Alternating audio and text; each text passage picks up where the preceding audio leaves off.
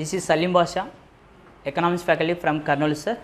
మనము last class తీసుకుంటే yesterday క్లాస్లో తీసుకున్నప్పుడు మనం బ్యాంకింగ్ వ్యవస్థ గురించి చెప్పడం జరిగింది. ఆ క్లాస్ ఈరోజు కంప్లీట్ అయిపోయింది. ఇప్పుడు వచ్చేసి మనం మరొక లెసన్ స్టార్ట్ చేస్తున్నాము, ద్రవ్య వ్యవస్థ లేదా మానిటరీ పాలసీ సార్. ద్రవ్య వ్యవస్థ లేదా మానిటరీ పాలసీ.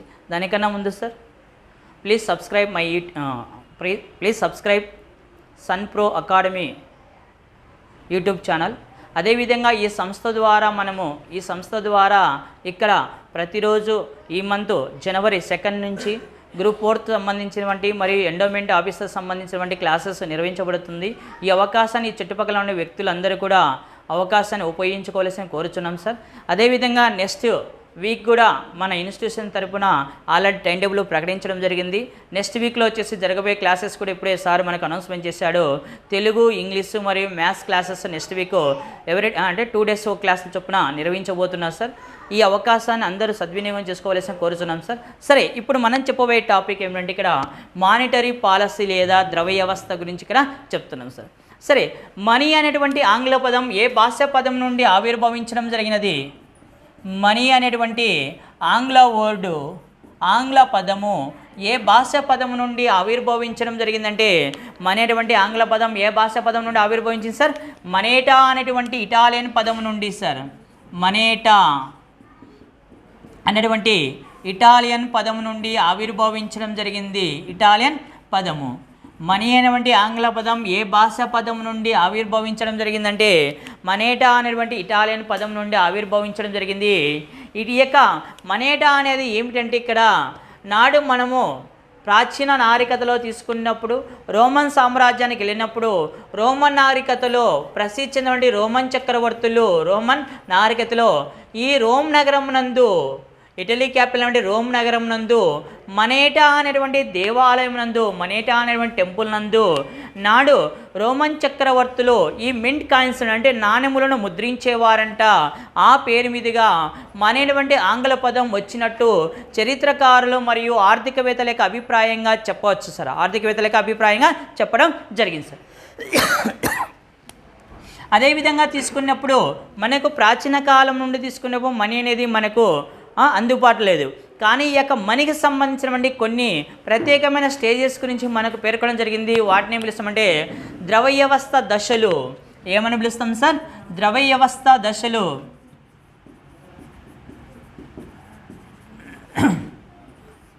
దానికన్నా ముందు తీసుకుంటే ద్రవ్యం అంటే ఏమొస్తుంది సార్? ఇక్కడ తీసుకున్నప్పుడు ద్రవ్యం అనగా ఏదైనా ఒక వస్తువు యొక్క కొనుగోలు ఒప్పందములో మధ్యవర్తిగా నిర్వహించేదాన్ని ద్రవ్యంగా తీసుకోవచ్చు. అంటే ఎగ్జాంపుల్ తీసుకుందాము, ఈ మార్కర్ను వచ్చేసి మనము అంటే ప్రొడ్యూసర్ దగ్గర నుండి మనకు రావడానికి కొంత అమౌంట్ పే తీసుకునే దాన్ని ఇక్కడ ద్రవ్యంగా తీసుకోవచ్చు. ద్రవ్యంగా అంటే ద్రవ్యం అనేది మనకి ఎలా మధ్యవర్తిగా ఉపయోగించేదాన్ని ద్రవ్యంగా తీసుకోవచ్చు. ఏదైనా ఒక విషయంలో మీడియేటర్గా పనిచేసేది ఇక్కడ ద్రవ్యంగా తీసుకుంటాం. సరే, ఈ ద్రవ్య వ్యవస్థ దశలో తీసుకుంటే ఫస్ట్ వన్ బాటర్ సిస్టమ్ లేదా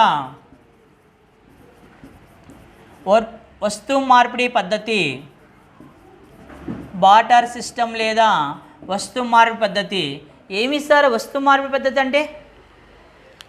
ఒకరికి కావలసిన వస్తువు మరొకరి దగ్గర నుంచి తీసుకోవడము, వారికి కావలసిన వస్తువు మన దగ్గర ఏమైనా ఉంటే ఇచ్చి పుచ్చుకునే విధానాన్ని ఏం చేస్తామంటే బాటర్ సిస్టమ్ లేదా వస్తు మార్పిడి పద్ధతిగా పిలవడం జరుగుతుంది. ఇక్కడ మనకు అడిగేటువంటి ప్రధాన క్వశ్చన్ ఏమిటంటే సార్, ఇక్కడ గుర్తుపెట్టుకోండి, భారతదేశంలో నాడు వస్తు మార్పిడి పద్ధతి కింద ఉపయోగించినటువంటి ప్రధాన వస్తువులు ఏవి? ప్రధాన వస్తువులు ఏ వస్తువులో ఉపయోగించారంటే ఎగ్జాంపుల్ తీసుకుంటే ఆహార పదార్థాలు, యానిమల్స్, జంతు సంపద, జంతు మరియు పక్షి సంపద. నెక్స్ట్ ఏనుగు దంతాలు, రంగు రాళ్ళు. అదేవిధంగా యానిమల్స్ లెదర్స్, జంతు చర్మాలు మొదలగునవి నాడు ఉపయోగించడం జరిగింది సార్. బాటర్ సిస్టమ్ కింద నాడు మన దేశంలో ఉపయోగించినటువంటి ప్రధాన అంశాలు ఏవి తీసుకోవచ్చు అంటే వివిధ రకాల ఆహార పదార్థాలు. అంటే ఇక్కడ తీసుకుని రైస్ కావచ్చు, గోధుమలు కావచ్చు, కందిపప్పు కావచ్చు, లేదా వివిధ రకాల వెజిటబుల్స్ సంబంధించి కావచ్చు. నెక్స్ట్ తీసుకుంటే యానిమల్స్ మరియు బర్డ్స్ సంబంధించినటువంటి సంపద కావచ్చు. అదేవిధంగా ఏనుగు దంతాలు, రంగురాళ్ళు, జంతు చర్మాలను ఉపయోగించారు. ఎస్పెషల్లీ ఏనుగు దంతాలను ఎక్కడ ప్రధాన వస్తువుగా ఉపయోగించడం జరిగిందని క్వశ్చన్ అడిగినప్పుడు ఏనుగు దంతాలను ఎస్పెషల్లీ తీసుకుంటే ఎక్కడంటే ఆఫ్రికా ఖండంలో సార్. ఎక్కడ సార్? ఆఫ్రికా ఖండంలో ఏనుగు దంతాలను ప్రధాన వస్తువుగా ఉపయోగించారు. ఆఫ్రికా ఖండం అంటే ఎగ్జాంపుల్ తీసుకుంటే ఏ దేశాలు వస్తాయి తీసుకున్నప్పుడు కెన్యా కావచ్చు, జింబాబ్వే కావచ్చు, ఈజిప్ట్ కావచ్చు, నైజీరియా కావచ్చు. ఇలాంటి దేశాల్లో ప్రధానంగా సౌత్ ఆఫ్రికా కావచ్చు, సోమాలియా కావచ్చు. ఇలాంటి దేశాల్లో మనకి ఇక్కడ ఆఫ్రికా ఖండంలో ఉపయోగించారు, ఏనుగు దంతాలను ఉపయోగించడం జరిగింది సార్. అయితే వస్తు మార్పిడి పద్ధతి అనేది ప్రస్తుతము ఏ రంగంలో ఎక్కువగా కొనసాగుతూ ఉన్నది? ఏ రంగంలో కొనసాగుతుంది సార్ వస్తు మార్పిడి పద్ధతి అని ప్రజెంట్ తీసుకుంటే? అన్ని రంగాల్లో వస్తు మార్పిడి పద్ధతి అని ప్రజెంట్ ఇప్పటికి కూడా ఉంది. ఎగ్జాంపుల్ తీసుకుందాము. సైన్స్ అండ్ టెక్నాలజీలో తీసుకున్నప్పుడు భారతదేశం ఇతర దేశాలతో ఒప్పందం చేసుకొని తీసుకుంటుంది, లేదా వస్తు మార్పిడి పద్ధతి కింద తీసుకోవచ్చు. అదే డిఫెన్స్ సెక్టార్ తీసుకున్నప్పుడు కావచ్చు, లేదంటే అగ్రికల్చర్ సెక్టార్లో కావచ్చు. అగ్రికల్చర్ సెక్టార్లో ఎక్కువ ఫార్మర్స్ మధ్య ఎక్కువగా ఈ యొక్క రంగం కొనసాగుతుంది. మేజర్గా ఎక్కువగా ఏ రంగంలో ఉందంటే ప్రజెంట్ ఇప్పటికి కూడా తీసుకున్న గృహ రంగంలో వస్తు మార్పిడి పద్ధతి అనేది ఎక్కువగా కలదు సార్. ఈ రోజు కూడా ఇక్కడ సార్ హౌసెస్లో గృహ రంగంలో వస్తు మార్పిడి పద్ధతి ఎక్కువగా ఇప్పుడు కూడా కలదు సార్. ఎగ్జాంపుల్ తీసుకుందాము. ఈరోజు కూడా మన ఇంట్లో నిత్యావసర ఆహార పదార్థాలు అయిపోతే ఎవరి దగ్గరికి వెళ్ళి తీసుకుంటారు సార్? అప్పు కొట్టుకు వెళ్తారా? కొట్టుకు వెళ్ళాలి కదా, కొట్టు ఎందుకు అందుబాటులో ఉండదు. అప్పుడు ఎవరికి దగ్గర వెళ్తాం?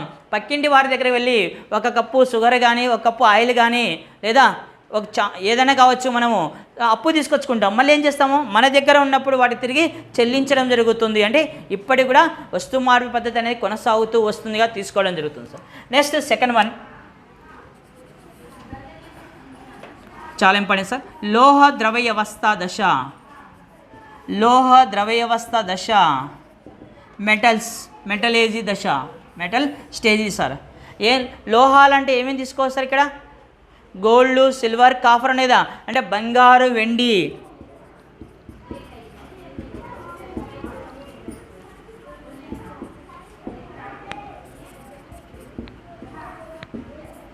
ఇలాంటివి లోహాలను ఉపయోగించి నాణెములను తయారు చేయడం జరుగుతుంది సార్. అంటే వస్తు మార్పిడి పద్ధతిలో ఉన్న లోపాలను సవరిస్తూ వచ్చిన నూతన దశని తీసుకోండి. లోహ ద్రవ్య వ్యవస్థ తీసుకోవచ్చు.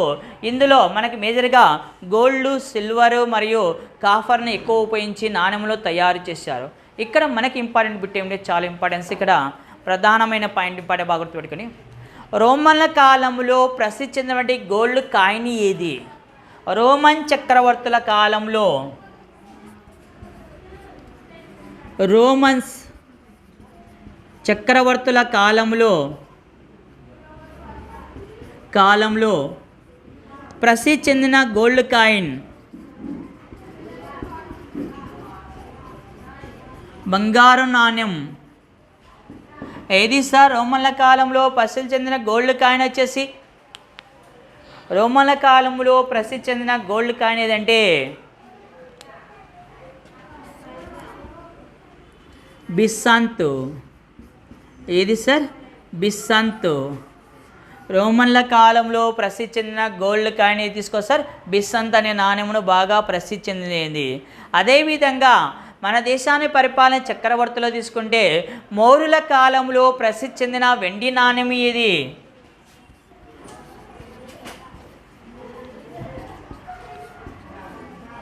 మౌర్యుల కాలంలో ప్రసిద్ధి చెందిన వెండి నాణ్యము ఏది? వెండి నాణ్యం ప్రసిద్ధి చెందంటే పానా. మౌర్యుల కాలంలో ప్రసిద్ధి చెందిన వెండి సిల్వర్ కాయిన్ ఏది తీసుకోవచ్చు సార్? పానా నాణ్యం అనేది ప్రసిద్ధి చెందిన తీసుకోవచ్చు. అదేవిధంగా ఇప్పుడు చెప్పే బిట్టు మోస్ట్ ఇంపార్టెంట్ సార్, చాలా ఇంపార్టెంట్. భారతదేశాన్ని పరిపాలించిన చక్రవర్తులు ఎవరి కాలాన్ని మనం గోల్డెన్ ఏజ్ అని పిలుస్తామో, స్వర్ణయుగ కాలము, గుప్త చక్రవర్తుల కాలాన్ని పిలుస్తాము. అయితే ఏ గుప్త చక్రవర్తి గోల్డ్ కాయిన్స్ బదులు సిల్వర్ కాయిన్ అధిక సంఖ్యలో ముద్రించడం జరిగినది? Most important bit sir. గుప్తుల కాలాన్ని గోల్డెన్ ఏజ్ అని సంబోధిస్తాం. అయితే ఒక గుప్తా చక్రవర్తి గోల్డ్ కాయిన్స్ బదులు సిల్వర్ కాయిన్ ప్రింటింగ్ చేసి విడుదల చేశాడు అధిక సంఖ్యలో. ఆ చక్రవర్తి ఎవరు? ఆ చక్రవర్తి వచ్చేసి ఎవరంటే సార్ రెండవ చంద్రగుప్తుడు. ఎవరు సార్? రెండవ చంద్రగుప్తుడు ఈ యొక్క సిల్వర్ కాయిన్లు అధిక సంఖ్యలో విడుదల చేసినటువంటి గుప్తా చక్రవర్తిగా తీసుకోవచ్చు. గుప్తా చక్రవర్తిగా. అదేవిధంగా ఇతని పైన ఒక బిట్ ఎప్పుడు అడుగుతూ వస్తుంటారు సార్, రెండవ చంద్రగుప్తుడు వేయించినటువంటి శాసనం ఏది? ప్రసిద్ధి చెందిన శాసనము. చాలాసార్లు అడిగే క్వశ్చన్ సార్. ఇప్పటికి కూడా ఆ శాసనము ఎక్కడ గలదంటే కుతుబ్ మినార్ సమీపంలో ఇప్పటికి కూడా ఆ శాసనం ఉన్నట్లు చరిత్రకారులు చెప్పడం జరుగుతుంది సార్. ఏ శాసనం సార్? మెహరౌలి.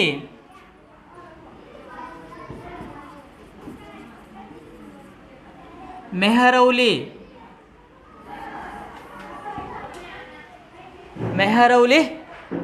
శాసనం అనేది ఇప్పుడు మనకు చాలా ప్రసిద్ధిగా తీసుకోవడం జరుగుతుంది సార్. సరే, ఈయన కాలంలో తీసుకుంటే ఏ సంఖ్యలో ఎక్కువ ఉన్నాయి సార్? సిల్వర్ కాయిన్స్ అధిక సంఖ్యలో ప్రింటింగ్ చేసి చక్రవర్తి తీసుకుంటాం. సరే, అదేవిధంగా మన దేశంలో మొదటిసారిగా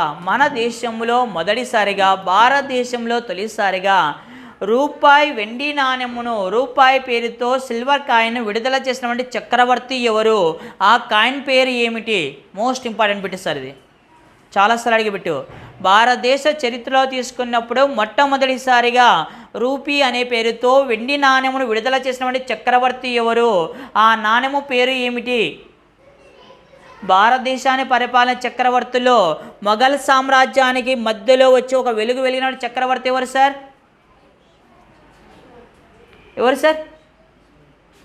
లేదా మగధీర చిత్రంలో ఆనాటి కాలంలో 100 మందిని కాలభైరవ చంపమని ఒక శపథం చేస్తాడు కదా, ఆయన యొక్క పాలకుడి పేరు ఏం పేరు సార్?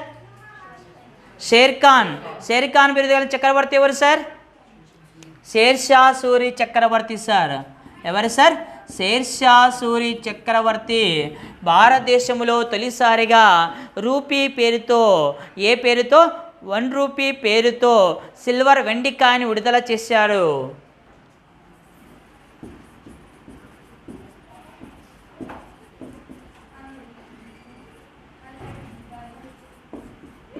అయితే షేర్షా సూరి చక్రవర్తి ఏ సంవత్సరములో రూపాయి పేరుతో వెండి నాణెమును విడుదల చేశాడు? ఆ సంవత్సరం మరియు ఆ నాణెము పేరు ఏమిటి? చాలాసార్లు అడిగే క్వశ్చన్ సార్. ముందు దానికన్నా ముందు మనకేం కావాలంటే ఇది బాగా గుర్తించాలంటే గుర్తుపెట్టుకోండి. షేర్షా సూరి భారతదేశాన్ని పరిపాలించిన ఒక టైం పీరియడ్ మన మైండ్లో ఉండాలి సార్. షేర్షా సూరి చక్రవర్తి భారతదేశాన్ని ఎప్పటి నుంచి ఎప్పటి వరకు పరిపాలించాడు? క్రీస్తు శకం అనో డొమినో 1539 నుండి 1545 వరకు పరిపాలిస్తాడు. అంటే ఈ మధ్య కాలంలో, అనగా ఎప్పుడు ప్రింట్ చేశాడంటే 1542లో సార్. 1542లో ఏ పేరుతో ఈ యొక్క వెండి నాణెమును విడుదల చేశాడు? రూపాయి వెండి నాణెం విడుదల చేశాడంటే తామ్ అనేటువంటి నాణెం సార్. ఏ పేరు సార్? తామ్ అనేటువంటి వెండి రూపాయి నాణెమును, అనేటువంటి వెండి రూపాయి నాణెమును ఏ సంవత్సరం సార్? 1542లో విడుదల చేశాడు. 1542లో విడుదల చేశాడు సార్. షేర్షా సూరి చక్రవర్తి ఏ సంవత్సరంలో రూపాయి పేరుతో వెండి నాణెమును విడుదల చేశాడని క్వశ్చన్ అడిగినప్పుడు 1542 వస్తుంది. ఆ వెండి నాణెం యొక్క సిల్వర్ కాయిన్ నేమ్ ఏది అడిగినప్పుడు వచ్చేసి తామ్ వెండి నాణెం. సరే సార్, తామ్ వెండి నాణెము. ఈ యొక్క తామ్ వెండి నాణెంనే ప్రస్తుతం ఇక్కడ క్వశ్చన్ బాగా గుర్తుపెట్టుకోండి సార్, చాలా ఇంపార్టెంట్. ప్రస్తుతం ఇండియన్ గవర్నమెంట్ ఉపయోగిస్తున్నటువంటి రూపాయి నాణెముకు నమూనా నాణెము లేదా రోల్ మోడల్గా ఏ నాణెమును తీసుకొని భారత ప్రభుత్వము విడుదల చేసి ప్రవేశపెడుతుందని క్వశ్చన్ అడిగినప్పుడు కూడా సేమ్ ఇదే వస్తుంది సార్. ప్రస్తుతం మనం ఉపయోగిస్తున్న రూపాయి నాణెం ఉంది కదా, అది సిల్వర్ నాణ్యమే కదా, ఆ నాణ్యానికి రోల్ మోడల్గా ఏ నాణ్యమును తీసుకొని భారత ప్రభుత్వం ప్రవేశపెట్టిందంటే నాడు షేర్షా సూరి చక్రవర్తి విడుదల చేసినటువంటి తామ్ వెండి నాణ్యముని ఒక మూలాధారంగా తీసుకొని భారత ప్రభుత్వం ప్రస్తుతం అంటే రూపాయి నాణ్యమును మనకు అందిస్తూ వస్తుంది సార్. మనకు అందిస్తూ వస్తున్నది సార్. చాలా మోస్ట్ ఇంపార్టెంట్ బిట్ సార్. ఎక్కువసార్లు అడిగే బిట్టు బాగా గుర్తుపెట్టుకోండి సార్. నెక్స్ట్ వన్ సార్, ఈ యొక్క లోహ ద్రవ వ్యవస్థలో తీసుకున్నప్పుడు కూడా అనేక రకాల లోపాలు ఉన్నాయి సార్. లోహ ద్రవ వ్యవస్థ అనేది నిజంగా ఒక రాజ్యంలో చలామణి ఉండే లోహాలు అనేవి ద్రవ్యం అనేది మరొక రాజ్యంలో చలామణి అవుతున్నాయి ఆ కాలంలో. ఇప్పుడు ఎగ్జాంపుల్ తీసుకుందాము, మనది రాయలసీమ ప్రాంతము, ఈ ప్రాంతము అంటే అనంతపురం జిల్లాలో చలామణి నాణెములు కడప జిల్లాలో చలామణి అవుతాయా ఆనాడు సామ్రాజ్యం తీసుకున్నప్పుడు? లేదా మన మౌర్య సామ్రాజ్యంలో చలామణి నాణ్యంలో వచ్చేసి ఎక్కడ కనిష్క చక్రవర్తి అంటే ఇక్కడ తీసుకున్నప్పుడు చైనా రాజ్యంలో చలామణి అవుతాయా? కావు. అంటే ఇక్కడ ఒక ప్రాంతంలో మరొక ప్రాంత నాణ్యంలో మధ్య తేడా ఉండవు, ఒక నాణ్యానికి మరొక నాణ్యానికి మధ్య పోలిక లేకపోవడం. ఇప్పుడు ఎగ్జాంపుల్ తీసు గోల్డ్ కాయిన్స్, గోల్డ్లో కూడా రకాలు ఉన్నాయి కదా, 18 క్యారెక్టర్ తీసుకోవచ్చు, 22 తీసుకోవచ్చు, 24 క్యారెక్టర్ తీసుకోవచ్చు. అంటే ఇక్కడ చాలా డిఫరెన్స్ వస్తుంది. ఒకవేళ బంగారు నాణ్యమని చెప్తాము, బంగారు నాణ్యం నిజంగా మొత్తం బంగారు ఉపయోగిస్తారా? ఇప్పుడు ఎగ్జాంపుల్ తీసుకుందాము, ఒలింపిక్స్ క్రీడల్లో తీసుకున్నప్పుడు గోల్డ్ మెడల్ అని పిలుస్తాం, నిజంగా దాంట్లో మొత్తం గోల్డే ఉంటుందా? గోల్డ్ కేవలము 0.6% మాత్రమే ఉంటుంది, రిమైనింగ్ అంతా కూడా మెటల్, అనదర్ మెటల్ ఉపయోగించి అక్కడ మనకు ఇవ్వడం చెప్పి పేరుకు మాత్రం కూడా పూత మాత్రం పూసిస్తారు కానీ లోపల ఎవరంటే ఈ విధంగా డిఫరెన్స్ అనేది ఉండడం జరుగుతుంది sir. Next one, third one step వచ్చేసి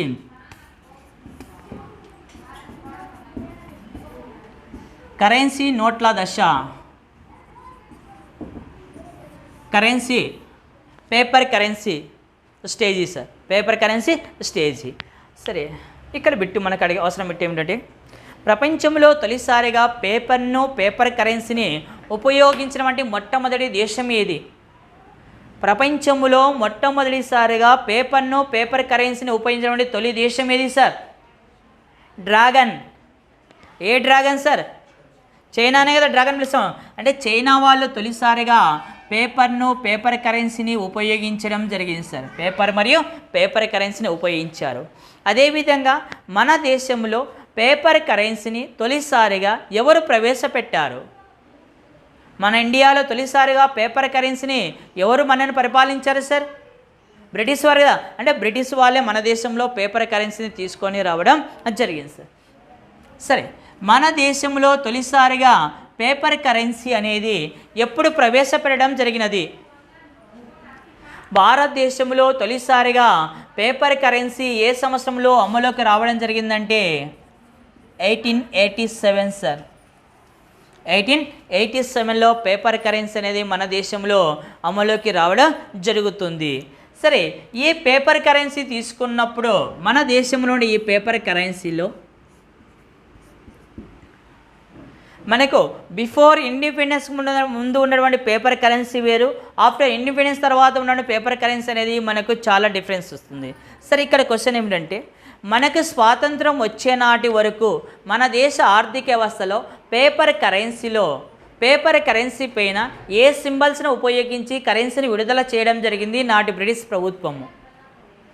ఏ కరెన్సీ వేటిని ఉపయోగించారు సార్? 1953 వరకు బ్రిటిష్ వారు ప్రవేశపెట్టిన పేపర్ కరెన్సీ మన దేశంలో అమల్లో కలుస్తారు.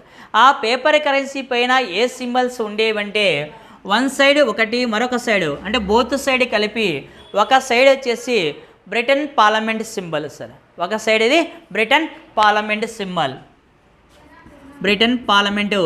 సింబల్, అనదర్ సైడ్ వచ్చేసి బ్రిటన్ యొక్క క్వీన్ రాణి గారి యొక్క బొమ్మతో ఆ యొక్క కరెన్సీని విడుదల చేసేవారు సార్. 1953 వరకు భారతదేశంలో చలామణిలో నుండి కరెన్సీ పైన ఏ సింబల్స్ను ఉపయోగించడం జరిగింది అడిగినప్పుడు ఒక సైడ్ వచ్చేసి ఏమో తీసుకోవచ్చు సార్, బ్రిటన్ రాణి గారి యొక్క సింబల్తో ఒక చిహ్నము, మరొక సైడ్ వచ్చేసి బ్రిటన్ పార్లమెంట్ సింబల్తో ఒక చిహ్నాన్ని ఉపయోగించి మన దేశంలో కరెన్సీని విడుదల చేశారు. కానీ ఆఫ్టర్ 1953 నుండి భారతదేశ కరెన్సీ వ్యవస్థలో మళ్ళీ నూతన మార్పులు వచ్చాయి.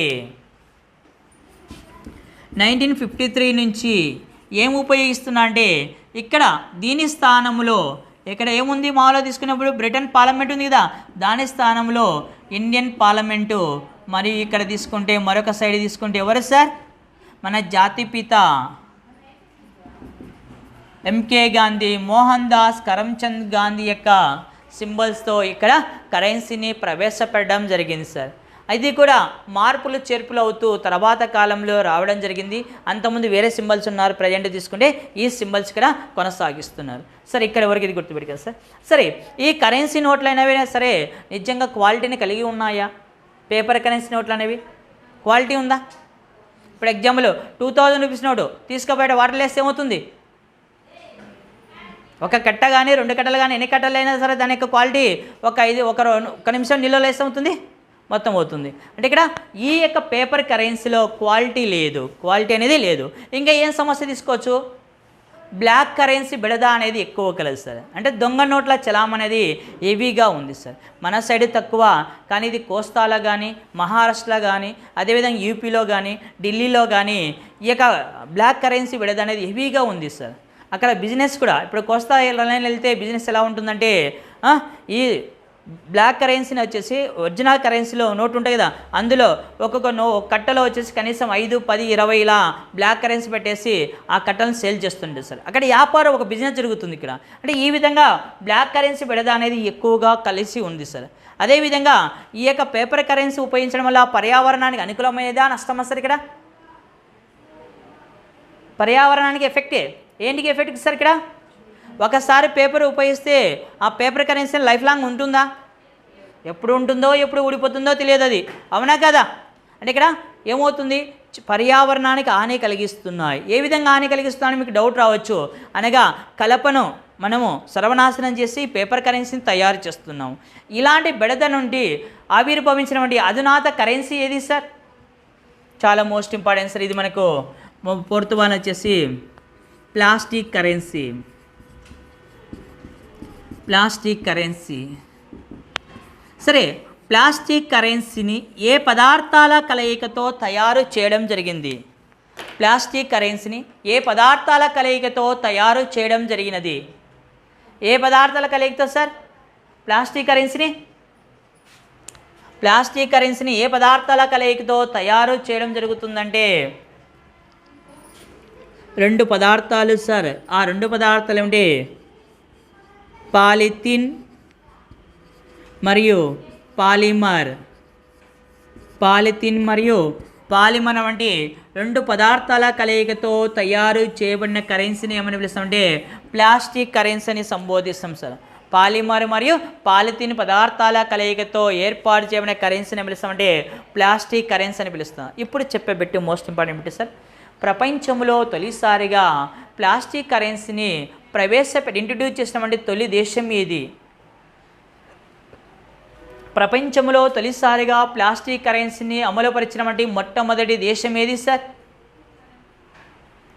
కంగారుల భూమి అని దేని పిలుస్తాం సార్ మనము? Australia sir.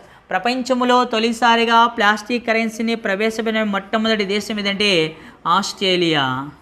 సరే, మన భారత ప్రభుత్వం ప్లాస్టిక్ కరెన్సీని ఏమైనా ప్రవేశపెట్టిన సందర్భాలు ఉన్నాయా?